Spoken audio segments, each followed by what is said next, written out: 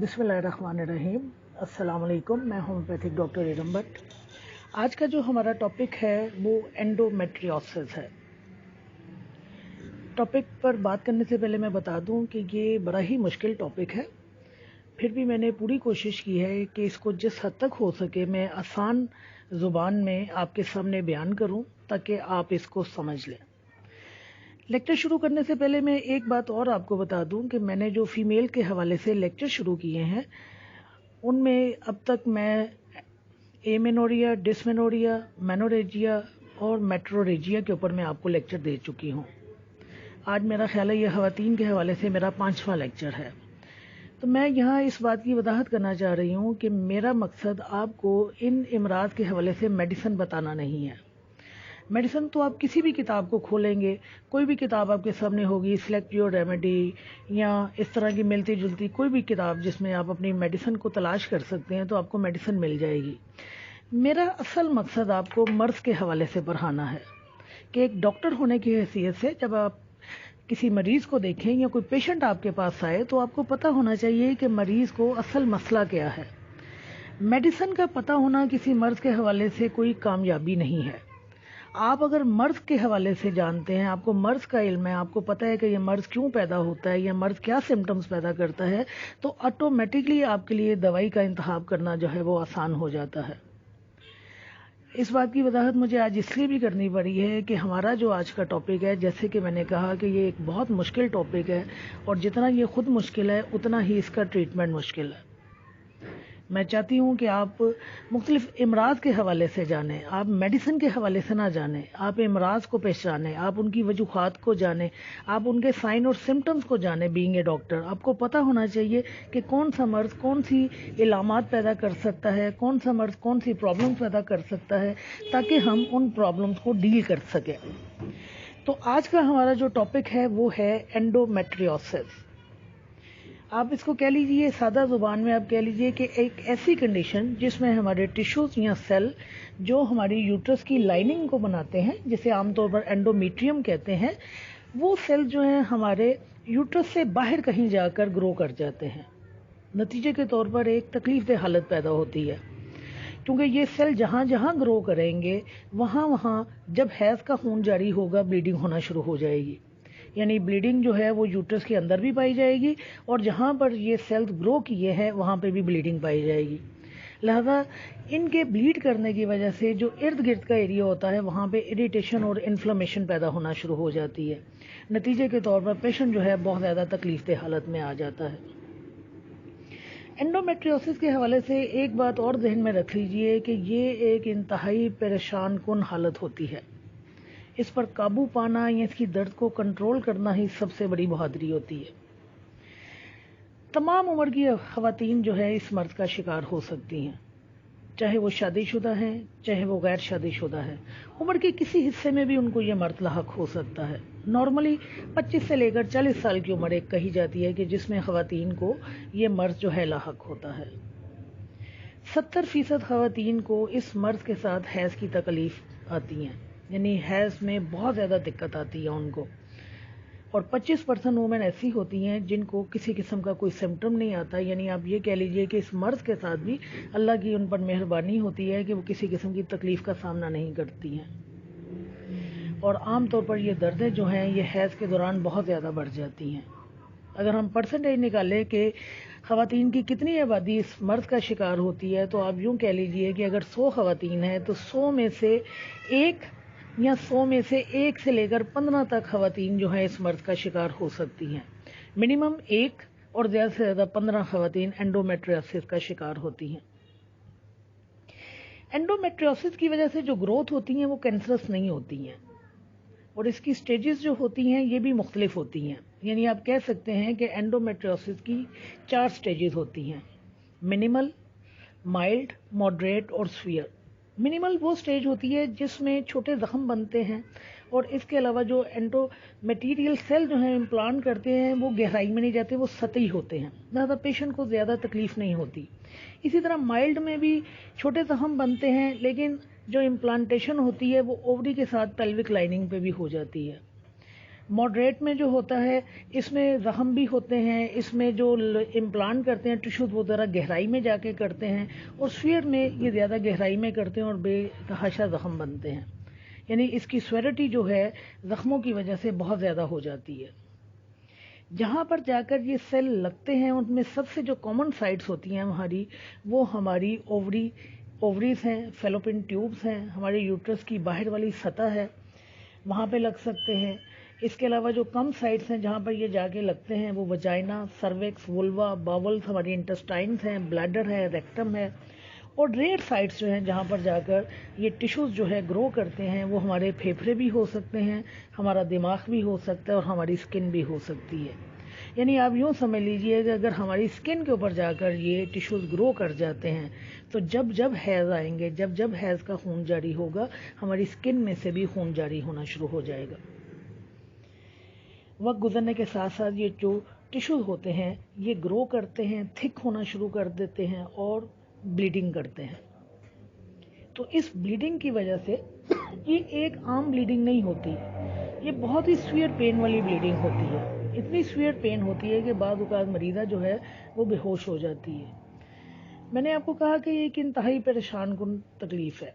इसकी बेसिक वजह यह है कि ना इस मर्ज़ की कोई कॉज मालूम है और ना ही इस मर्ज़ का आज तक कोई ट्रीटमेंट ईजाद किया जा सका है। कोई डेफिनेट कॉज नहीं है इसके होने की, सिर्फ मुख्तलिफ थ्योरीज बयान की गई हैं कि ये मर्ज़ क्यों होता है। जो थ्योरीज बयान की गई हैं उनमें एक रिट्रोग्रेड मेंस्ट्रुएशन है। इससे मुराद ये होता है कि हैज़ का खून जो नॉर्मली वजाइना के रास्ते बाहर आता है, वजाइना के रास्ते बाहर आने की बजाय फेलोपियन ट्यूब से वापस पेल्विक ऑर्गन में चला जाता है। ये एक वजह बनती है इसके मर्ज़ फैलने की। हार्मोन ट्रांसफॉर्म है, हार्मोन्स भी इसकी वजह बनते हैं इस मर्ज़ के होने की। इसके अलावा हमारा लिम्फेटिक सिस्टम है, वो भी इन सेल्स को ट्रांसपोर्ट करने का बायस बनता है। इसके अलावा आप कह लीजिए कि सी सेक्शन के दौरान जब किसी स्कार के ज़रिए हमारे हैज़ के खून की लीकेज हो जाए, यानी मेंस्ट्रुअल ब्लीडिंग जो है वो लीक करके पेल्विक ऑर्गन में चली जाए, तो भी ये मर्ज़ सामने आता है। जेनेटिक प्रॉब्लम्स भी हो सकती हैं। इसके अलावा एनवायरमेंटल प्रॉब्लम्स भी हैं, जैसे मुख्तलिफ टॉक्सिन हैं जो इस मर्ज़ को पैदा करते हैं। मैंने आपको कहा ना कि इस मर्ज़ की कोई डेफिनेट कॉज नहीं है, हम नहीं कह सकते कि ये मर्ज़ क्यों पैदा होता है। इसलिए सिर्फ थ्योरीज बयान की गई कि हो सकता है इस वजह से हुआ हो सकता है ये वजह बनी हो, लेकिन एग्जैक्ट कोई कॉज आज तक बयान नहीं किया जा सका। पेशेंट हमारे पास जिन साइन और सिम्टम्स के साथ आता है उनमें सबसे पहले नुमायां तौर पर पेल्विक पेन पाई जाती हैं, और ये पेल्विक पेन इस तरह की होती हैं जैसे छुड़े गुम पे जा रहे हों, ये जैसे किसी तेज़ नुकीले औजार के साथ आपके जिस्म के अंदर पॉइंटिंग की जा रही हो या आपके अंदर घुसाए जा रहे हों। इनको हम स्टैबिंग पेन्स कहते हैं। इस तरह की पेन जो है वो पेशेंट फील करता है। डिस्मेनोरिया होता है, पेनफुल सेक्शुअल इंटरकोर्स होता है। ओवुलेशन के डेज जब आते हैं तो दर्द जो है वो लाजमी तौर पर होना शुरू हो जाती है। बॉडी की कोई भी मूवमेंट, चाहे वो एक्सरसाइज है, चाहे वो खड़े होने की हालत है या वर्किंग करने की पोजीशन है, वो पेशेंट के अंदर जो है वो दर्द पैदा करना शुरू कर देती है। लोअर एब्डोमेन में मेंसेस से पहले और मेंसेस के दौरान बहुत शदीद पेन आती हैं, क्रैम्प्स पड़ते हैं, हैवी ब्लीडिंग होती है, और जो दो हैज़ों का दरमियानी वक्फा है उसके दौरान भी ब्लीडिंग होती रहती है। डिस्कम्फर्ट की एक पोजीशन पाई जाती है। डायरिया या कॉन्स्टिपेशन दोनों सूरत हाल पैदा हो सकती हैं। पेशाब की तकलीफ आती हैं, फ्रीक्वेंसी होती है। इसके अलावा पेशाब में करते हुए दिक्कत पैदा होती है। Fatigue, nausea, vomiting, headache, low grade fever और हाइपोग्लाइसेमिक कंडीशन पैदा होती है। लो ग्रेड फीवर्स वो होते हैं जिसमें हमारा टेम्परेचर जो है वो 98.4 से लेकर 100.4 फ़ारेनहाइट होता है। यानी पेशेंट हर वक्त अपने आप को हरारत में महसूस करता है, उसको महसूस होता है जैसे उसके अंदर बुखार पाया जा रहा है। पेशेंट स्ट्रेस में मुब्तला होता है। सोशल और साइकोलॉजिकल इश्यूज इसमें बहुत ज़्यादा नुमायाँ होते हैं। और जो हमारे एंडोमेट्रोसिस का सबसे बड़ा मसला जो पेन के अलावा हमारे पास आता है वो इनफर्टिलिटी है। शादीशुदा ख़वातीन में बच्चे का होना मुश्किल हो जाता है। बच्चे होने के बाद भी ये मर्द आ सकता है और बच्चे हुए बगैर भी ये मर्द आ सकता है। अब कह लीजिए कि ऐसी ख़वातीन जिनको एंडोमेट्रोसिस होता है, 40% ख़वातीन उनमें ऐसी होती हैं जिनको इनफर्टिलिटी के मसाइल का सामना करना पड़ता है। वहाँ पर हम फर्टिलिटी के ट्रीटमेंट करवाते हैं اور اس ٹریٹمنٹ کے دوران ہمارے کچھ سمٹم بہتر ہوتے ہیں، ہم کور بھی کر جاتے ہیں اور خاتون جو ہے وہ فرٹائل بھی ہو جاتی ہے، لیکن یہ سارے مسائل جو ہیں بہت تکلیف دہ ہوتے ہیں۔ ارلی سٹیجز میں آپ کہہ لیجئے کہ انفرٹیلیٹی کے جو مسائل ہیں وہ ذرا کم ہوتے ہیں، لیکن جیسے جیسے یہ مرض پرانا ہونا شروع ہو جاتا ہے فرٹیلیٹی کے مسائل پیدا ہونا شروع ہو جاتے ہیں۔ ایلوپیتھی میں اس مرض کا کوئی علاج نہیں ہے، یہ کرونک کنڈیشن بن جاتا ہے اور جس کا کہیں کوئی علاج نہیں ہے، لیکن اس کے باوجود ٹریٹمنٹ کی کوشش کی جاتی ہے۔ سب سے پہلے پین کو مینیج کیا جاتا ہے، ہارمون تھراپی کی جاتی ہے، فرٹیلیٹی ایشوز کو ٹریٹ کیا جاتا ہے اور الٹیمیٹلی سرجری کی جاتی ہے۔ لیکن یاد رکھیے کہ سرجری جو ہے اس کا حل نہیں ہے، سرجری بھی اس کا حل نہیں ہے، اس وجہ سے کہ یہ مرض جو ہے دوبارہ پلٹ کر آتا ہے۔ اس کے حوالے سے چونکہ مختلف تھیوریز بیان کی جاتی ہے کہ یہ اس وجہ سے ہو سکتا ہے، تو جب آپ سرجری کر دیتے ہیں تو وہ پیچھے جو تھیوری ہے وہ وہیں کی وہیں موجود ہے۔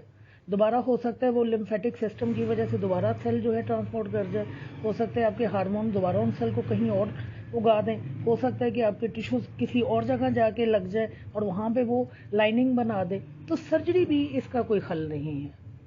اور اس کے جو سمٹمز ہیں جب سنیاس کا زمانہ آتا ہے تو ان میں نارملی کمی آ جاتی ہے، اور ان سمٹم کو کم کرنے کے لیے جو میں نے آپ کو کہا ہے کہ ہارمون تھراپی کی جاتی ہے، اس میں بھی بیسکلی یہی کیا جاتا ہے کہ برتھ کنٹرول پلز کا استعمال کروایا جاتا ہے یا پروجیسٹرون کا استعمال کروایا جاتا ہے، جو کہ آپ کے ہارمون کو امبیلنس کر کے آپ کے پیریڈز کو روکنے کی کوشش کرتے ہیں۔ آٹومیٹکلی جب پیریڈز رکتے ہیں تو اس صورت میں پھر درد جو ہے کم ہونا شروع ہو جاتی ہے۔ یہی وجہ ہے کہ جیسے ہی سن یاس کا زمانہ شروع ہوتا ہے پیشنٹ کی بہت ساری علامات جو ہیں وہ ختم ہو کر رہ جاتی ہیں۔